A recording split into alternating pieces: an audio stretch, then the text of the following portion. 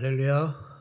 네, 우리 청년들 리더학교를 시작하는 것을 좀 잠깐 영상을 보여드렸는데, 가정마다 우리 청년들이 혹시 있다면 교회에 보내주셔서 함께 청년 예배에 참여하고 또 이렇게 건강한 일꾼으로 성장할 수 있도록 여러분 많이 보내주시길 바랍니다. 이번에 한번 스파르타로 한번 훈련을 시키려고 합니다. 지금 온라인 시대가 진입을 했다. 그리고 온라인 사도라는 말까지 심지어 나왔습니다. 온라인 사도가 뭐냐면요, 세상적으로 얘기하면 찾아가는 서비스 이런 겁니다. 이제 사도들이 찾아간다, 그러니까 목사님들이 찾아간다 이 말이죠. 근데 우린 안 찾아갔습니까? 언제? 항상 찾아갔는데 그런 말을 만든 사람들이 좀 무리스럽습니다. 자꾸 그런 단어를 만들어서 이제는 현장 예배는 끝난 시대라는 식으로 자꾸 몰고 나가고 있는데, 저는 그건 잘못됐다고 봅니다. 온라인 예배를 계속 이렇게 규정하면서 이제 앞으로 시대는 이 예배다라고 자꾸 관철시켜 나간다면 부작용이 생겨요. 성도들이 영적으로 무기력해지고요. 앞으로 이 환난의 때에 저항할 수 있는 신앙도 배우지 못해요. 교회가 방역책을 완벽하게 갖췄는데도 못 나온다. 여러분, 이건 너무 심령이 약한 거 아닙니까? 십자가의 증인들이 어떻게 그런 삶을 삽니까? 그렇죠? 자꾸 온라인 예배를 주장하고 이제 다 현장 예배는 끝났다라는 식의 어떤 발언과 기사들은 조금 자제해야 되지 않을까, 저는 그런 생각이 들어요. 그래서 영적인 기강들이 오히려 온라인 예배 때문에 해이해질 수 있고 영역이 바닥에 떨어질 수 있다는 것, 여러분 유심하셔서 우리가 이 예배와 교회를 지켜야 될 것입니다. 또 이거 가지고 트집 잡는 정치인들은 똑바로 들으시기 바랍니다. 와서 보세요. 얼마나 방역체계가 우수한지. 클럽이나 가서 막으시기 바랍니다. 교회는 너무나도 잘 돼 있습니다. 동성애 축제나 열지 마시기 바랍니다. 아멘입니까? 네. 지금 여러분들께서 교회에 나오길 원하시는 이 마음들, 이게 바로 정말 이것을 보여주고 있는 거예요. 결코 바이러스가 교회를 무너뜨린다거나 우리의 심령을 훼손시키고 우리의 구원을 방해하지 않는다는 것을 증명하시는 겁니다.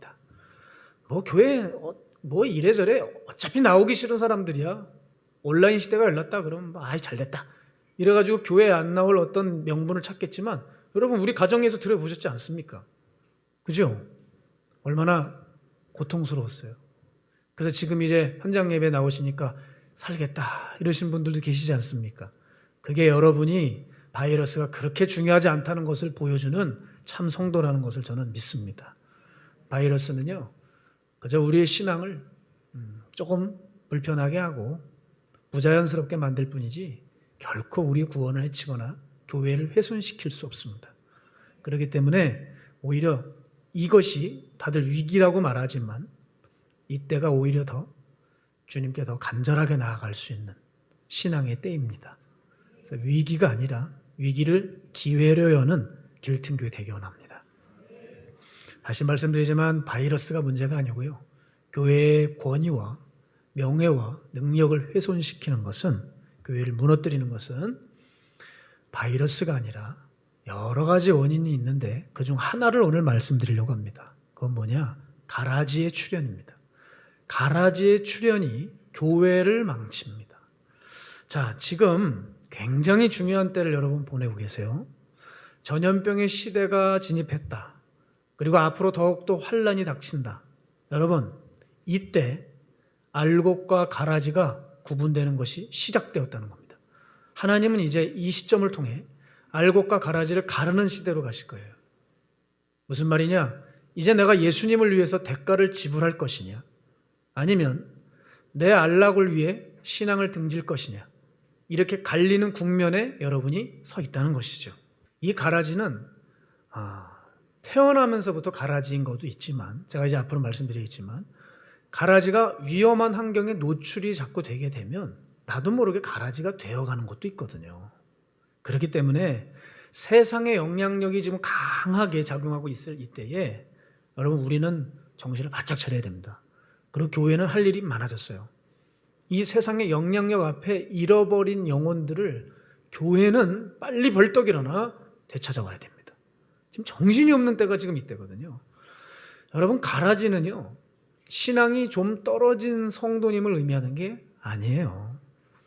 이게 작은 병을 가만히 뒀다가는 큰 병 되는 것처럼 우리 안에 가라지 하나가 들어오면 어떤 작은 죄에 연루되어 있는 정도가 아니라 이걸 가만히 두면 흉측한 괴물로 변해버려요. 그래서 심지어 제가 봤던 분은 몇 년 전에는 그렇게 순한 분이었는데 잠시 교회를 떠나거나 또 어떤 생활을 지냈는지 모르지만 뭐 그렇게 크게 뭐 5, 6년도 아닌데 한 1, 2년 지났는데 오랜만에 뵀는데 눈빛이 변했고요. 완전히 세속적인 사람이 되어 있더라고요. 제가 정말 섬뜩해요. 그럴 때. 야, 이게 정말 무서운 거구나. 가라지가 가라지로 태생한 사람도 있겠지만 본성이 아예 정말 본성 자체가 너무 악해서 뭐 이걸 교리적으로 운운하고 싶은 것이 아니라 정말 아예 그냥 지옥 가는 것이 정해진 사람처럼 가는 사람도 있겠지만 환경에 노출되면 정말 우리도 가라지가 될 수 있다는 거예요. 그러기에 온라인 예배는 참 위험할 수 있다. 현장 예배에 차라리 내가 가라지가 되는 그 위험을 치르느니 차라리 뭐 여러분 병 걸리시라는 얘기가 아니라 차라리 바이러스에 노출되는 게 낫다 이 말입니다. 아멘입니까? 네. 그래서 우리가 이 가라지에 대해서 오늘 좀 살펴보기를 원합니다. 단도직입적으로 시간 관계상 빨리 말씀드리면 가라지의 좀 특성을 살펴보기 원하는데요. 첫 번째가 있어요. 이 가라지는요, 교회 내에 있습니다. 이게 너무 속상하고 안타까운 이야기죠. 알곡과 가라지 하면 마치 뭐 세상과 교회의 구분인 것처럼 생각하시는 분들도 계신데요. 그렇지 않습니다. 교회끼리의 구분이고 교회 내에서 벌어지는 일이라는 겁니다.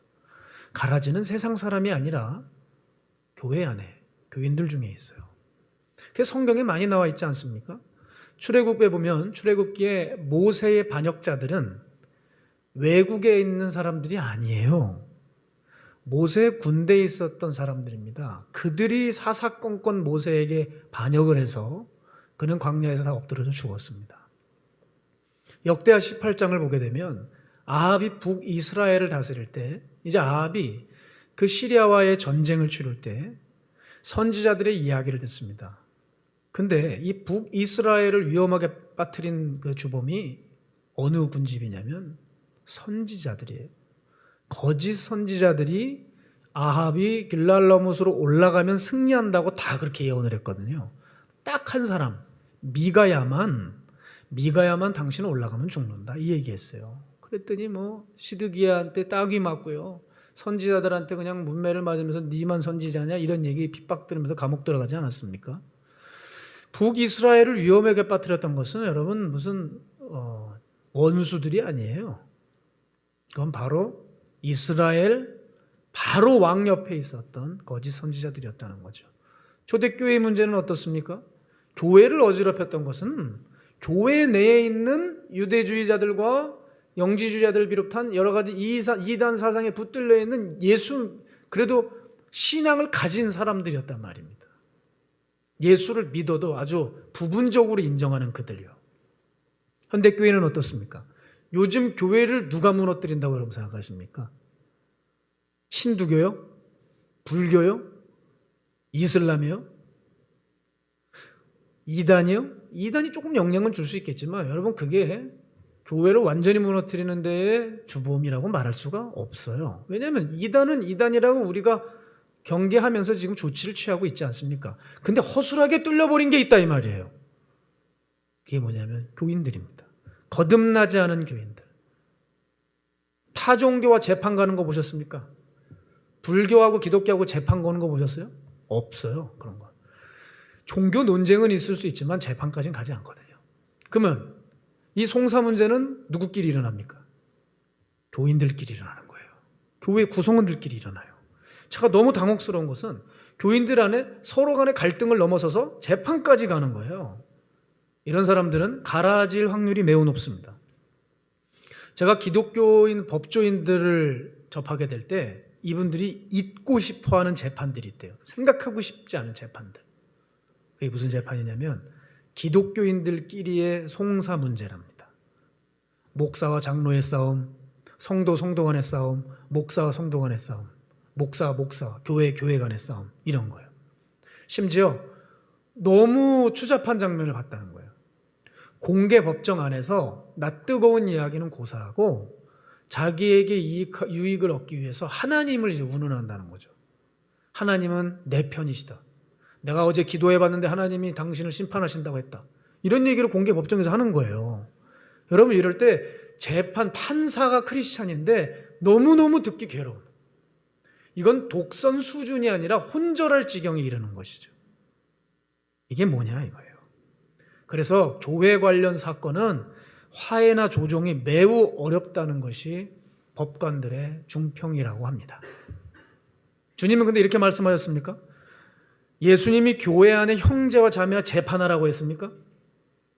우리 공동체는 산상설교를 많이 읽지 않습니까? 제가 산상설교로 돌아가서 분명히 말씀드리죠. 마태복음 5장 39절에서 40절입니다. 함께 읽겠습니다. 시작. 나는 너희에게 이르노니 악한 자를 대적하지 말라. 누구든지 내 오른편 뺨을 치거든 왼편도 돌려대며 또 너를 고발하여 속옷을 가지고자 하는 자에게 겉옷까지도 가지게 하며. 아멘. 고발하는 자에게 모든 거 다 해주랍니다. 그런데 교인들 안에서 헷갈려 하시는 거예요. 누가 내가 사기를 당했다 그러면 저거 이렇게 형사 처벌해야 되지 않느냐 고민해요. 그러나 주님은요, 큰 손해가 있을지라도 내가 참고 인내하고 주님의 방법으로 하길 원하세요. 그러면 주님이 그때 나서서 해주시지 않겠냐 이 말이에요. 자, 사회가 이 교회를 참 이상하게 보고 교회 안에 불미스러운 일들로 인해서 교회 명예 바닥에 떨어지고 권위가 실추되는데 그 주범은 누구다? 교회에 있는 사람들을 통해서 그렇게 된다는 것이죠. 자, 그래서 진짜 무서운 가라지는 외부 안티 기독교 세력들이 아니라 교회 내에 있다는 것을 기억하시기 바랍니다. 두 번째 가라지 특성은요, 지옥만 무서워하지 삶을 바꿀 노력은 없다는 거예요. 이런 분들 많이 봐요. 아우 지옥 너무 무서워, 아우 무서워, 아이고 무서워라, 아이고 무서워라 이러면서 세상에 입으로는 온갖 험담과 비방을 해요. 상대에 대한 시기와 질투와 샘에 쩔어서 입에서는 온당하지 못한 말들이 나가는 겁니다. 왜인 줄 아세요? 지옥 체질이라서 그래요. 내 속이 지옥 체질이라 지옥으로부터 온 것들이 나가는 거예요. 선한 것이 들어와도 이것이 안에 있는 것들 체질 때문에 다 바뀌어서 엉뚱한 것들이 배출되는 것입니다. 참 얼마나 그 안에 성령이 없는지요. 계속 무시무시하게 입으로 지옥의 불들을 뿜어내는 거예요. 야고보서 3장 6절 보시기 바랍니다. 함께 읽겠습니다. 시작. 혀는 곧 불이요 불의의 세계라. 혀는 우리 지체 중에서 온몸을 더럽히고 삶의 수레바퀴를 불사르나니 그 사르는 것이 지옥불에서 나느니라. 악한 말은, 악한 혀는 지옥에서 나오는 것이라고 말씀하셨어요. 그렇죠. 지옥 체질이니까 그게 나오는 거예요. 하나님 앞에서 그런 걸 생각도 안 하고 평생 그렇게 살다가 심판대 가는 겁니다. 화평이 없습니다. 이간질하고 부수고 깨고 기분 나쁘면 뒤집어 엎고 여참은 폭력 직전까지 가는 것이죠. 근데 웃긴 게 뭔지 아세요? 그러면서 또 지옥은 가기 싫어해요. 지옥은 무서워하면서 변할 생각은 안 하죠. 히브리서 12장 14절 보십시오. 함께 읽을까요? 시작. 모든 사람과 더불어 화평함과 거룩함을 따르라. 이것이 없이는 아무도 주를 보지 못하리라. 아멘. 주를 보지 못하리라. 무슨 말입니까? 지옥 간다는 거예요. 분열과 갈등의 주범들아, 너희들은 주를 보지 못하리라. 생활에 거룩함이 없는 세속적인 자들아, 너희들은 주를 보지 못하리라. 참이 무서운 주님의 경고의 말씀입니다. 가라지의 세 번째 특성은요, 열매가 없다는 거예요. 여러분, 내가 예수 그리스도를 만나고 그리고 아무 일도 없다, 이게 가능한 이야기입니까? 내가 예수님을 만났는데도 여전히 내가 하고 싶은 말투와 그 생각과 가치에 따라 살아가며 내 안에 죄성이 뭔지도 발견하지도 못하고 하루하루 이 내 죄와 싸우는 이 치열한 거룩한 영적인 전쟁을 치르지 않고 있다. 말이 됩니까? 안 됩니까? 여러분, 감기 바이러스 하나만 들어와도 몸은 반응을 일으켜요. 기침이 나고 콧물이 나고 막 목이 따갑고 견디질 못해요. 음식이 내 위장에 들어와도 소화작용이 일어나고 낮이었다면 몸이 나른해지기도 합니다. 그런데 주님의 피 묻은 십자가의 복음이 내 안에 들어왔는데 그러고도 아무런 일도 일어나지 않는다. 기도가 되지 않는다. 하고 싶은 생각도 없다. 내 안에 거룩성이 없다. 주님의 마음이 닮고 싶지도 않다.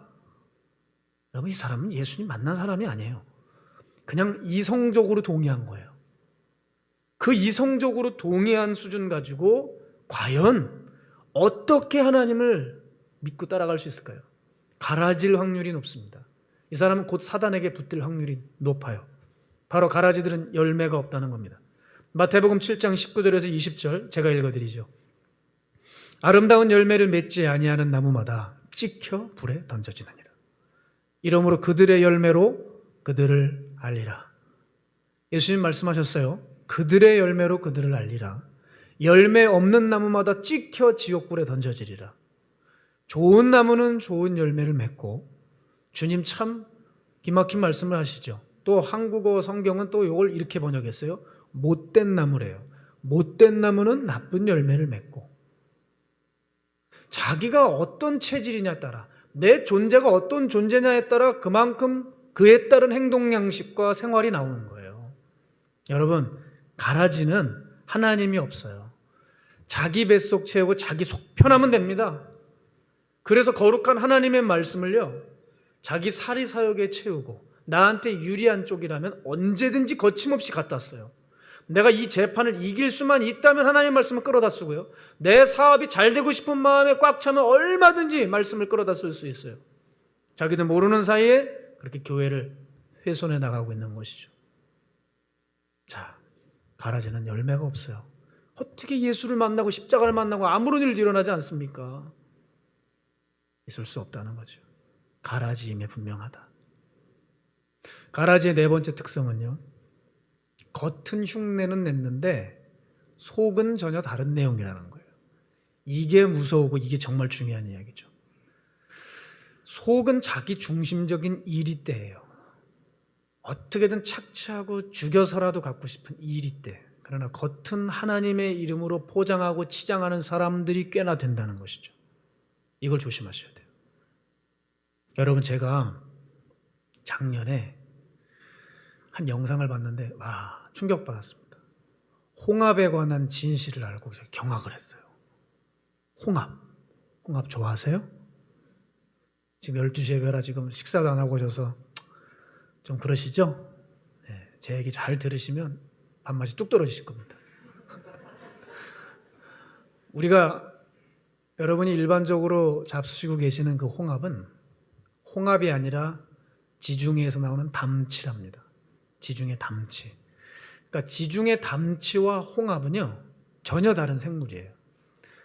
인간과 고릴라가 비슷해 보이지만 전혀 다르죠? 고릴라세요? 뭐 이렇게 전혀 그놈이나 그래요? 전혀 다른 거죠. 그리고 이 담치는요, 번식력이 뛰어나요. 그래서 계속 담치는 너무 많아져요. 그래서 어떤 일이 일어나냐면 진짜 홍합을 잠식시키고요, 홍합이라는 이름을 빼앗아 왔어요. 그래서 여러분, 홍합짬뽕 좋아하시는 분 계시죠? 해물짬뽕. 응? 그건 담치짬뽕이에요. 오늘 정확한 지식을 가지고 가시니까 좋으시겠어요. 홍합은요, 크기가 손바닥만 해요. 근데 담치는요, 그거보다 작고 새카맣니다. 맛은 어떠냐고 물으신다면 홍합은 쫀득쫀득하고 바다의 깊은 향미를 느낄 수 있어요. 근데 홍합은 여러분 아시죠? 생략하겠습니다. 쫀득쫀득한 것보다도 뭐 엄마가 푹 삶으면 어떻게 돼요? 흐물흐물할 것이고, 좀 덜 끓이면은 좀 그냥 씹히는 맛이 있을 것이고, 그냥 구수한 맛에 먹는 거 아닙니까? 여보세요? 처음 모르세요? 그게 뭔지? 예. 근데 제가 이게 어떻게 양식되는지를 가만히 지켜봤는데요, 이 지중해 담치의 양식장을 기자가 찾아갔어요. 취재를 하는데 얘네들이 서식하는 곳이 어디냐면, 어디서 서식하는지 그 양식장을 가봤는데 얘네들이 서식하는 과정을 보니까 그 서식하는 과정 중에서 이상한 물체를 발견한 거예요. 검은 물체요. 거기에 딱 달라붙어서 서식을 해요. 성장을 하는 겁니다. 담치가 붙어있는 게 어딘지 아십니까? 폐타이어입니다. 폐타이어를 끈으로 묶어서 엄청나게 끌어들이면 거기에 이 타이어에 다 담치가 달라붙어 있어요.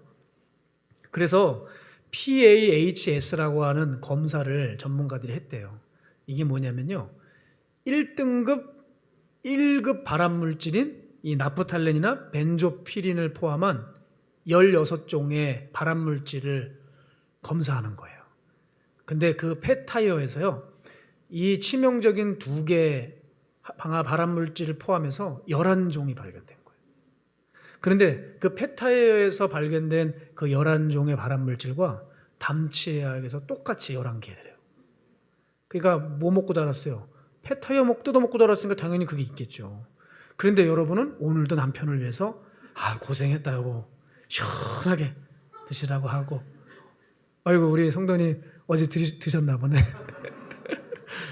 청년들 뭐 요즘 파스타 좋아하는데 막 그냥 담치가 그냥 폐타이 뜯어 먹던 게 있는데 맛있다고 쪽쪽대고, 옆에 있는 친구 거 뺏어 먹고. 참, 여러분, 그런데 이 자연산 홍합은요, 발암물질이 하나도 검출되지 않았습니다. 여러분 이제 드시지 마시기 바랍니다. 우리 교회는 정말 좋은 교회예요. 전국에 보세요, 이런 얘기를 주는 교회 있나. 우리는 영도 살려주고 육도 살려주는 교회예요.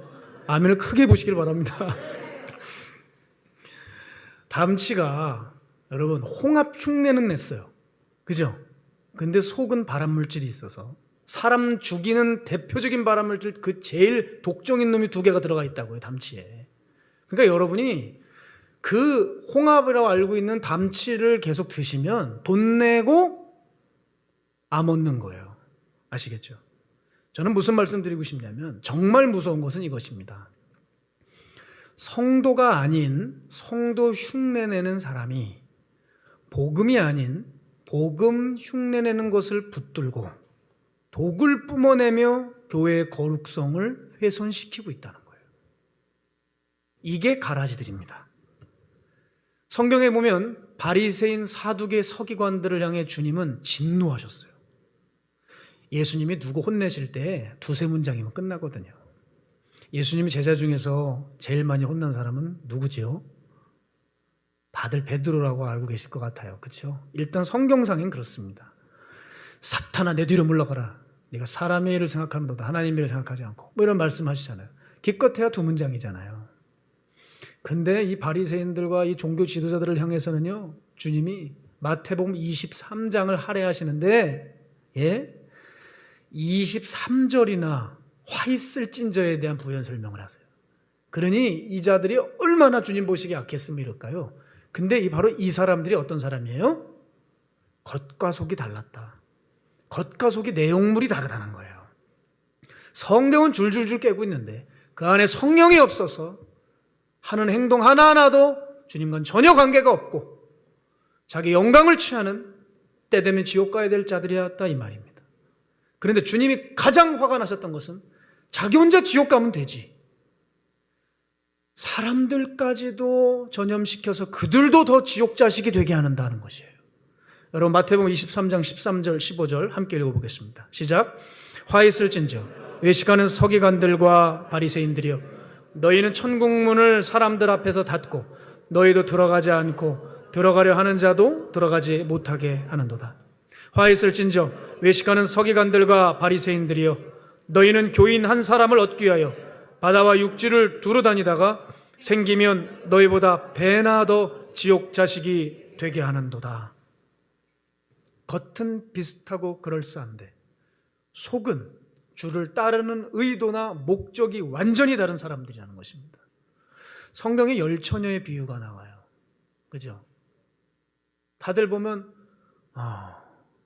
5처녀 중에 기름을 준비한 처녀가 있고 기름을 준비하지 않은 처녀가 있는데 다들 기름을 준비한 처녀가 되고 싶어 해요. 그런데 그건 마음뿐이지 실상은 그렇지가 않죠. 여러분 이게 무슨 말입니까? 등불은 다 가지고 있는데 기름이 없다는 이야기는 내가 예수를 믿지만 거룩과 순종이 없다는 얘기예요. 입술로는 하나님을 말하지만 삶 속에서는 거룩성을 찾아볼 수 없어 성령님이 그 안에 계시지 않는 가라지들이 있다. 그러나 그들은 거듭난 사람들과 함께 동일하게 교회 다니고 성경 보고 찬양하며 교회 활동 너무 잘한다, 이 말이에요. 여러분 제가 깨달은 바는 뭐냐, 가라지일수록 교회 생리에 대해서 해박해요. 목회자가 어떻고 교회 비판 많이 하는 사람일수록 가라지예요. 왠지 아십니까? 가라지들은 남이 보여요. 십자가를 통하여 나의 죄성을 보고 나의 죄 때문에 통탄하고 통렬히 회개하는 사람들이 아니라 남을 도마 위에 올리는 사람들이기 때문에 가라질 확률이 높죠. 가라지들은 교회의 영어에 익숙해요. 교회의 생리에 해박합니다. 모르는 게 없어요. 그런데 예수님을 따르는 의도는 목적 자체가 전혀 우리와 다르다는 것이죠. 속은 인본주의와 물질주의와 자기 중심주의에 완전히 잡혀서 그들에게 선한 것이 들어가도 선한 것이 역사할 수 없는 비참한 지경에 이른, 결국 거룩한 것이 들어가도 이것을 개 돼지와 같아서, 주님 말씀하셨죠? 개 돼지들이 있다. 그들에게 거룩한 것을 줘봤자 찢고 발로 짓밟을 뿐이다. 맞습니다. 줘봤자 이것을 희한하게 자기 해석으로 돌려서 끄집어 올라오는데 이 올라온 것은 너무나도 구역질이 나고 역겨워. 차마 볼 수도 느낄 수도 없고 함께할 수도 없다 이 말이에요. 이게 가라지들이에요. 우리네 교회를 실질적으로 박해하는 사람들은 누굴까? 안티크라이스트 세력들 밖에 있는 사람들이 아니라 교회 안에 거듭나지 않은 사람들입니다. 이 사람들 안에 있는 세속 가치와 그 못된 정신 세계와 그리고 가치와 철학과 사상들이 그만 양들을, 거듭난 사람들까지도 변절시켜버리고 오염시키는 것입니다. 가라지의 다섯 번째 특성, 가라지는 알곡을 공격합니다. 여러분, 왜 공격하느냐? 속성이 다르기 때문에요. 성분이 다르기 때문에요. 다시 말씀드리지만 같이 예배를 드리고 있어도 의도나 목적 자체가 달라요. 예배를 드려도 이 안에 세상이 꽉 들어와 있어요. 그러니 교회를 만약에 성경 가치로 주님의 방법과 주님의 방식대로 교회를 꾸려나간다고 한다면 이거에 대해 반기를 들죠. 굳이 그렇게 해야 되느냐? 왜 이렇게 융통성이 없느냐? 그게 옳은 방법이냐? 우리가 손해보는 거 아니냐? 여러 가지 이야기들을 쏟아냈죠. 주님의 방식이라고 하면 싫고 거부감이 드는 거예요. 그런데 무서운 게 뭔지 아십니까? 가라지 중에 영향력 있는 사람들이 있을 때가 있어요. 사회 엘리트 계층들, 이 사람들, 사회에 영향력 미치는 사람들이 만약에 가라지잖아요. 교회는 정말 위험해진다는 거예요. 왜냐하면 이 사람들은 꼭 세력을 형성해요. 사람들을 흡입할 수 있는 능력이 있기 때문에 사람들이 그 사람 주변에 모여요. 세력을 형성해서 사람들에게 영향을 주고 교회에 막대한 영향을 미치게 됩니다. 이 사람들이 교회를 딱 잡아버리면 교회는 정말 위험해집니다. 그래서 세력을 형성해 교회의 본질적인 그런 영역까지 침범을 하게 돼요. 성경에 보면 이런 사람들이죠. 엘리의 두 아들인 홈니와 비나스입니다. 제사장이라고 하는 넘볼 수 없는 엘리트 계층, 그 권력을 이용해서 성전에서 온갖 더럽고 추잡하고 난잡한 짓을 하지 않습니까? 제사장들이 그 짓을 하니 결국 폐타이어에 붙어서 뜯어먹던 담치가 뭐가 오겠어요? 그와 마찬가지로 더러운 것 옆에 붙어서 먹는 그때 당시에 이스라엘의 신앙인들이 그게 신앙이라고 말할 수가 있었겠습니까? 영적인 것들은 다 바닥에 떨어지고 영역은 훼손되고 영적인 기강은 다 해이해진 거예요. 그러니 하나님께서 쓸 사람이 도무지 없으니 어린 사무엘을 불러서 그 어린 사사를 통해 이스라엘을 다시 정결케 하시기 시작하셨어요. 참, 가라지들은 이렇게 자기네들의 뿔들로 거룩성을 해치고 양들을 몰아내고 자리를 차지합니다. 아까 담치가 홍합의 이름을 가져오고 홍합의 자리를 꿰찼던 것처럼 가라지가 그렇습니다. 성도가 아닌데 성도의 이름을 빼앗고 진짜 자리를 노리고 탈취한다는 거예요. 담치가 번식력이 막강했듯이 이 악한 영향력도 마찬가지입니다. 가라지의 악한 영향력은 정말 빨라서 사람들이 금방 쉽세 전이가 되어버립니다. 여러분, 교회 생활하시다가 보면 선한 사람이 딱 나와요. 아름다운 덕을 끼치는 사람이 있어요. 그럼 여러분 어떤 생각이 드세요? 아, 저 사람 닮고 싶다. 이런 사람이 있습니까? 제가 봤을 때는 다 샘을 내고 질투해요. 그러다 만약에 목회자와 가깝다? 그때부터 타겟이 돼요. 타겟. 계속 공격이 들어가는 거죠. 그리고 뭐 선한 일을 하면 저 사람 유난 떤다 그러고 뭐 조롱을 하고. 그러나 악한 사람의 행실이 교회 안에 나타나면 어떻게 되는지 압니까? 그거 이상해요. 배우지 말라 그래도 거기 딱 달라붙고 자연스럽게 배워가요. 인간의 악한 본성이 자연스럽게 탑재되어 있기 때문에, 우리 안에 원죄가 있기 때문에 악한 게 오면 이상하게 매력이 끌리면서 붙어버리는 거예요. 자석처럼. 여러분 지금 우리 그러고 있지 않냐는 거예요. 거기다가 막강한 사람들이 악한 행실을 하고 있다. 이거는 정말 무시무시한 일이 되는 거죠. 여러분 교회 내에서도 진짜 여러 악들이 존재합니다. 제가 대표적으로 4가지를 말씀드립니다. 말 많은 사람들. 말 많은 사람들은 말 많은 사람들끼리 이상하게 모여서 떠들어요. 그리고 진짜들을 말로 공격합니다. 2번째, 일 만드는 것 좋아하는 사람들이 있어요. 교회 안에서 자기의 그 열정을 갖다가 거룩한 일이 아니라 교회 안에서 세상 일 추진하는 사람들이 있어요. 황당한 건요, 또 그 일하다 자기들끼리 또 싸워요. 이런 코미디가 또 벌어지기도 해요. 3번째는요, 자칭 의인들의 회중이 있어요. 자칭 의인들의 회중. 무슨 말이냐? 내가 좀 기도 꽤나 좀 한다는 거예요. 내가 좀 뭐 좀 본다는 거죠. 네? 내가 어디서 뭘 배웠다는 거예요. 내가 좀 신앙 좀 있다는 거예요. 이 의인들끼리 모여서요, 주변 성도들의 신앙을 도마 위로 올려놓고 열심히 자글자글 쓸어요. 비판하고 정죄하고 험담하고. 4번째는요, 하나님하고 원수가 되는 악한 짓을 하는 거예요. 직분쟁탈전을 벌여요. 직분쟁탈전. 무슨 말입니까? 교회에서 직분을 받고 싶은데 이게 주님 앞에 거룩한 방식으로 해서 사람들에게 정말 선한 영향을 미쳐서 검증받아서 올라오는 게 아니라 그 직분을 따고 싶어서 엄청난 비리와 거기에 아첨들, 그런 죄악들이 가득한 거예요. 가끔 보면요, 담임 목사들이 새로 세워졌대요. 담임 목사님을 보면 기겁을 해요. 저 사람이 왜 담임 목사님이에요? 장로님이 섰는데 이게 장로감이 아니에요. 근데 섰어요. 예?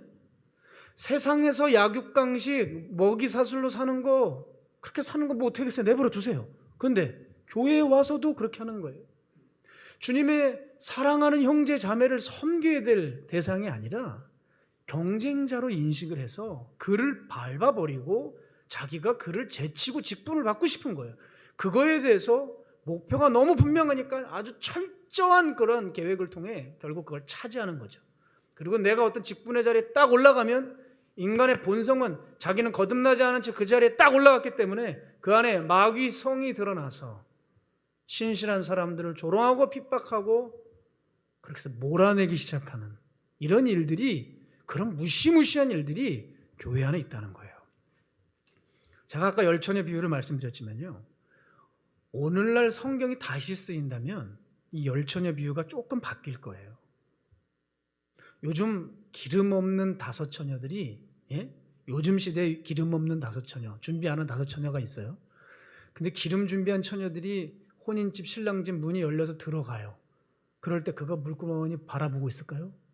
야, 나도 좀 기름 좀 줘, 기름 좀 줘, 이렇게 젠틀하게 할 것 같으세요? 요즘 기름 없는 신부들은 무력을 통해서라도 그 기름을 빼어서 올 거예요. 좁힐걸요. 때려서라도, 착취해서라도 좋은 거 갖는 거예요. 예? 이 이기적이고 자기중심적인 그런 신부들이 이 현대에는 있어서 오늘날 다시 쓰인다면 열처녀 비유는 살짝 내용이 바뀔 겁니다. 가짜들은 진짜를 공격해요. 성경의 대표적인 예가 바로 가룟유다죠. 가룟유다는 예수님의 발에 향유 옥합을 붓는 그 여인을 핍박했어요. 그때 예수님이 막죠. 가만둬라. 너 가만둬라. 그 말 속에 예수님은 그 여인의 속과 그 유다의 속을 극명하게 대조하고 있는 거예요. 가만둬라. 이 여인은 나의 장례를 미리 예비하고 있다. 그러나 성경에 나와 있지 않지만 주님은 속으로 그런 생각을 하셨을 거예요. 그러나 유다, 너 이놈, 너는 나를 사지로 몰아가고 있잖아. 너 때문에 장례식 치르는 거야. 너 때문에 이 여인이 향유값을 깬 거야, 결국. 그렇지 않겠어요? 이것이 바로 가라지의 대표적인 5가지 특징입니다, 여러분. 사랑하는 여러분, 가라지가 교회 안에 존재하고 여전히 활동하고 있다는 거, 이거 정말 너무 속상하고 가슴 아픈 일입니다. 맞습니까, 여러분? 우리 안에는 그런 일이 없기를 바랍니다. 너무 속상한 일이잖아요. 그러기 우리는 이제부터 뭘 해야 될까요? 내가 어떤 자인지 알기 때문에 날마다 그리스도의 피에 씻기는 작업이 필요해요. 회개해야 되고요. 세속과 구별된 경건의 훈련들이 우리의 삶에 계속 있어야 된다는 것입니다. 여러분, 지금 못하면 앞으로는 없어요. 그렇게 보시면 돼요. 앞으로의 세대는 우리의 길을 열어주는 시대가 아니에요. 신앙인들이 활동할 때 박수 쳐주고 응원해주는 시대가 아니라 점점 핍박은 가속화될 겁니다. 점점 마음은 쪼그라들고 영과 양심은 공격을 받을 때예요. 여러분, 지금도 이렇게 힘든데 앞으로 어떻게 우리가 경건의 훈련을 할 수 있겠습니까? 지금 이때는 너무 중요한 때예요. 알곡과 가라지를 구분하시는 때예요. 가르는 때입니다. 그것은 시작이 되었다고 저는 생각합니다. 그렇게 믿습니다. 보십시오. 환란이 다가올수록, 성도들의 삶의 위기가 올수록 이젠 주님을 향해서 나아가고 희생하고 대가를 지불하는 것보다는 자기를 챙길 거예요. 그리고 어려움이 찾아올 때 그 고난 가운데, 위기 가운데 모든 것은 드러나는 법이잖아요. 그러니까 내 안에 속에 있는 게, 내 마음의 중심이 어땠는지 이 위기 때 드러나는 거예요. 위기 때. 우리 성도님들 그래도 감사한 건요, 전염병의 시대지만 이렇게 많이 나와주셨다는 거예요. 지원자가 다른 교회에 비해서 많은 것 같아요. 아직도 방에 계신 여러분 축복합니다. 그러나 이제 오셔서 철저하게 방역을 하고 있으니 주님 뜨겁게 예배하시기 바랍니다. 어쨌든 여러분, 이 시대는 정말 무서운 시대로 가고 있어요. 바이러스가 무서운 게 아니라 세워진 사람들도 넘어뜨리는 시대. 선 줄로 알거든 넘어질까 조심하라고 했던 그 주님의 말씀을 가슴 깊이 새겨야 하는, 세워진 것을 허물고 파괴하고 해체시키는 때가 바로 이때입니다. 그런데 제가 안타까운 것은 아무리 설교하고 아무리 외치고 가르쳐도, 듣기는 들어도 보기는 보아도 마음이 깨닫지 못해 돌아서는 사람이 없다는 것이 안타까운 거죠. 여러분, 제가 우리 강한수 형제 아시죠? 수원에서 조직폭력 배웠던 친구였는데 이제 저와 함께 훈련하면서 케어하면서 많이 바뀌었어요. 근데 제가 이 친구를 보면서 감동을 받은 게 뭐냐, 여러분, 강한수 형제가 그냥 변화된 게 아닙니다. 이 친구가 자기 방에서 얼마나 치열하게 싸웠는지 아십니까?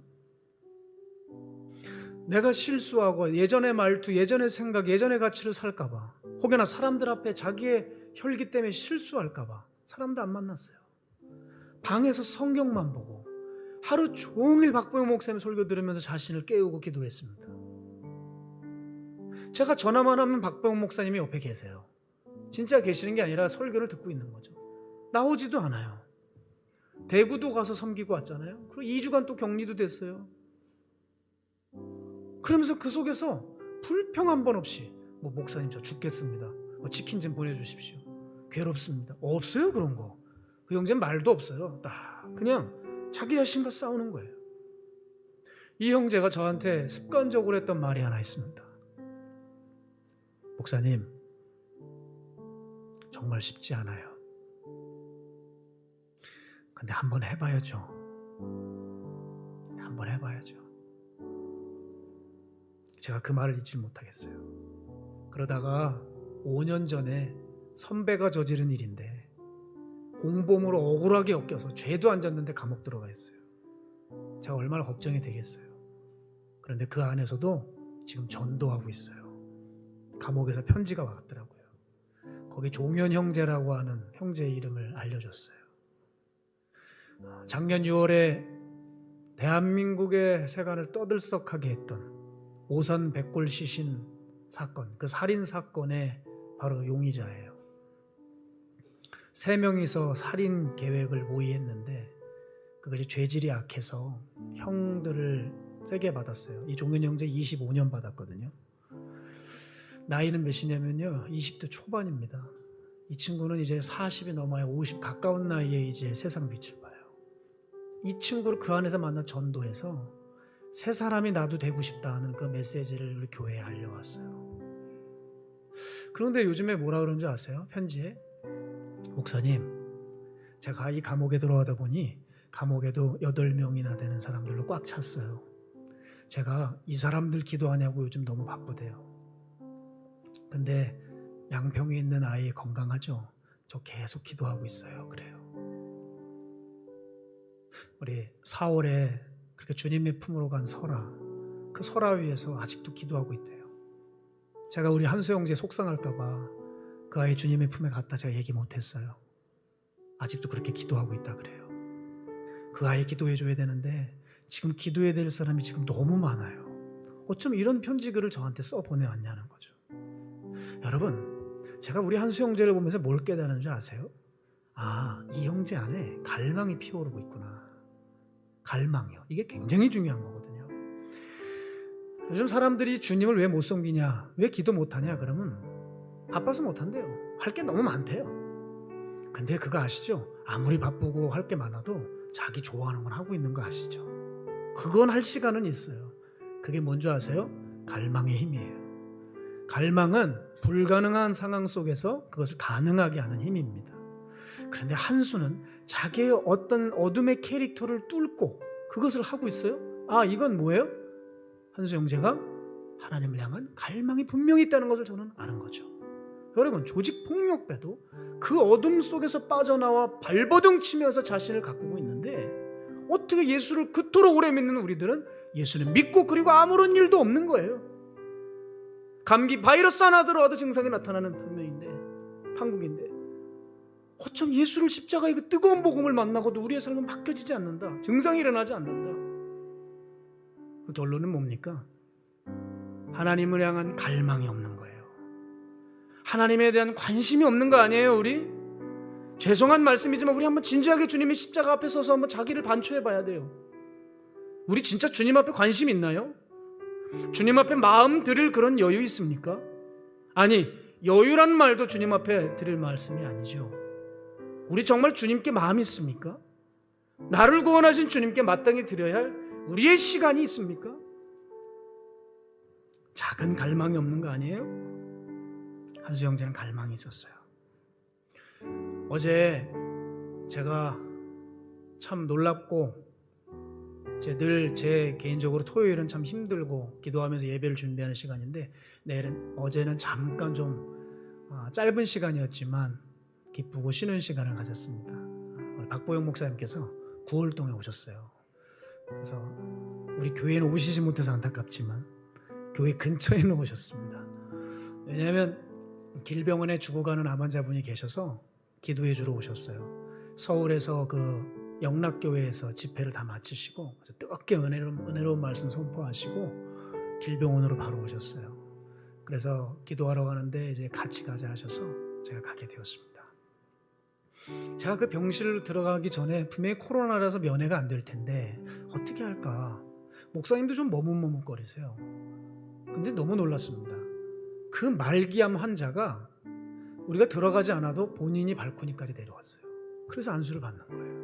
왜 요즘 병원 가면 앞에서 막 온도 체크하고 체온 체크하고 뭐 이름 쓰고 막 바쁘잖아요. 거기까지 다 나오셨어요. 제가 알았어요. 이분 진짜 갈망이 있구나. 그분을 보는데 그분이 어떤 분이냐면 마가의 다락방에서 항상 예배드리면 강대상에서 드렸던 분이에요. 말기암 환자 마지막을 다하는 분이었죠. 아, 그분인 거예요. 너무 반가웠어요. 지금 현장 예배를 다락방에서 드리지 못하니까 그 병원에서 뵈니까 너무 반갑더라고요. 근데 이분이 저를 보자마자 그렇게 손을 잡으세요. 근데 손을 잡는 게 반가워서 잡는 게 아니라 그 눈빛을 여러분 보셨어야 돼요. 그 절박한 눈빛. 난 이거 아니면 안 된다는 눈빛 있잖아요.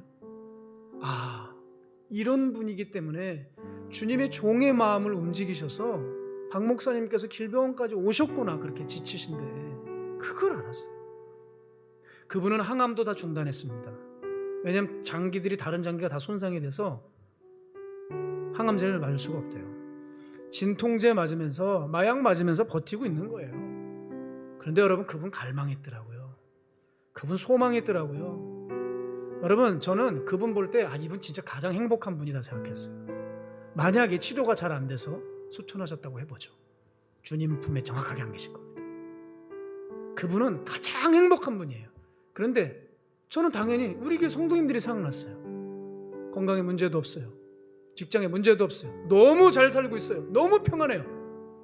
그런데 속은 한 번도 변하지 않은 가라지가 되어가고 있는 거예요. 얼마나 불쌍할까? 정말 주님 보시기엔 누가 불쌍할까? 그 병원에 죽어가시는 그분일까요? 아니면 우리일까요? 100% 주님 보시기에는 우린 거예요. 여러분 거듭나셨습니까? 여러분 정말 마음의 중심에 하나님을 향한 갈망이 있습니까? 이거 없다면 우리 아무리 신앙인이고 성도고 내가 어떤 경력이 있을지라도 이거 다 소용없는 거예요.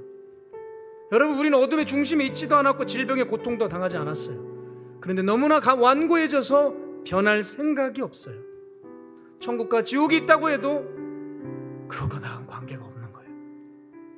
아까 말씀드렸지만 지옥은 가기 싫은데 변할 생각은 없어요. 그러니 나는 가라지가 되어가고 있는데 이것도 부인하고 싶죠. 왜 내가 가라지냐는 거예요. 교회를 다니고 있는데. 그러나 그런 자기 생각에 규정을 내리는 것이 아니라 성경이 나를 비추어 파악해야 합니다. 사랑하는 여러분, 말씀을 정리합니다. 우린 두려워해야 돼요. 지금 한국에 창궐하고 있는 이 바이러스를 두려워하는 것이 아니라 내가 내 영과 양심을 좀먹고 마비시키고 있는 영적 바이러스, 이 죄를 내 마음에 진짜 두려워할 수 있는 사람이 돼야 돼요. 설교로 들어서 맞추는 그런 단어들 조합이 아니라 진짜 마음에 두려워할 수 있어야 돼요. 오늘 주님께 진심으로 나아오시기 바랍니다. 제발 어떤 자존심이나 허세나 자랑이나 자기 지식들 좀 제발 좀 버리시고 심령이 가난하자요. 십자가 앞에 그런 용서받은 죄인으로서 주님 앞에 나올 수 있었으면 좋겠어요. 그렇게 주님께 나와 씻김 받아 영생 얻으시기 바랍니다. 이제 알곡과 가라지가 구분이 되는 시대가 열렸어요.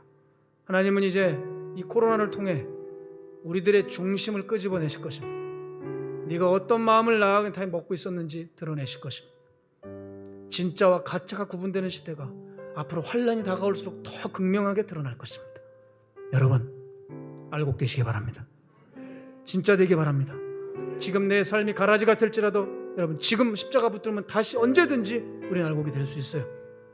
바라기는 점차 예수를 따르는 데 수고하고 고통스러운 이때 반드시 여러분은 주님을 위하여 대가를 지불하여 깨어서 예수님 편에 서시고 예수님 지켜드리는 귀한 거룩한 주의 백성들 되시기를 주님으로 축복합니다. 아멘.